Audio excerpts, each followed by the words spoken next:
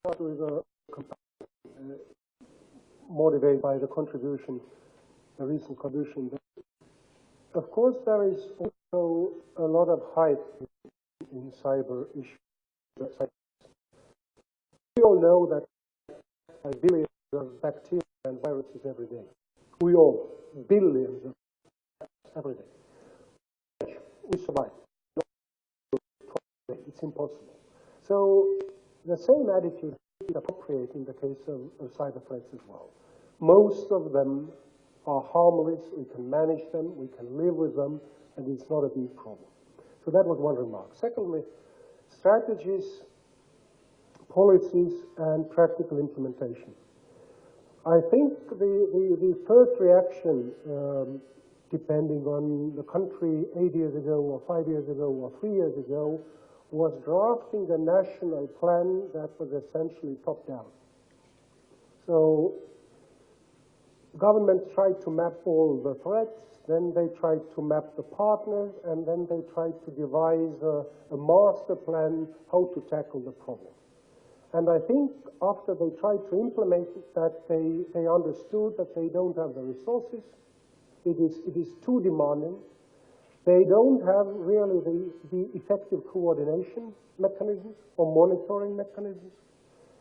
And I think we are now gradually understanding that the way forward is a much more comprehensive approach. Everybody, just everybody, has to carry appropriate weight. I mean, every consumer of the internet services has a responsibility, personal responsibility, without being told top down, but from bottom up, developing his own defenses, behavior. Unless we achieve that, I don't think any government has the ability to implement a policy effectively and offer consumer protection for everybody. So that, I think, is crucially important. Secondly, even the government agencies don't cooperate to the extent we want them to cooperate. So, and cyber is an horizontal issue. So a lot has to be done to increase cooperation, even within government. Forget about public-private partnerships, where the barriers are even higher. So I think it is a lot of work has to be done to not that much planning and implementing, but building, as I said before, resilience, an attitude that is different.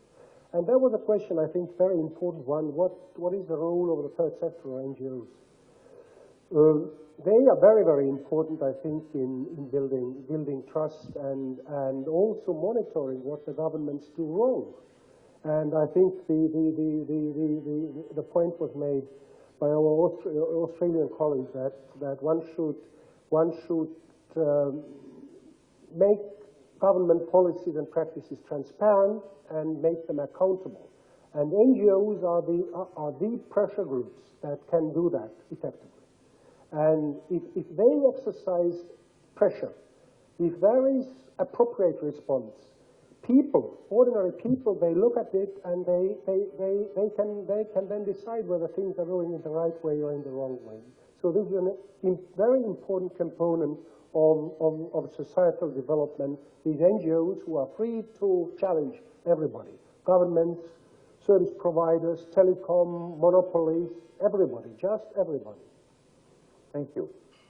We have about 20 minutes on the session.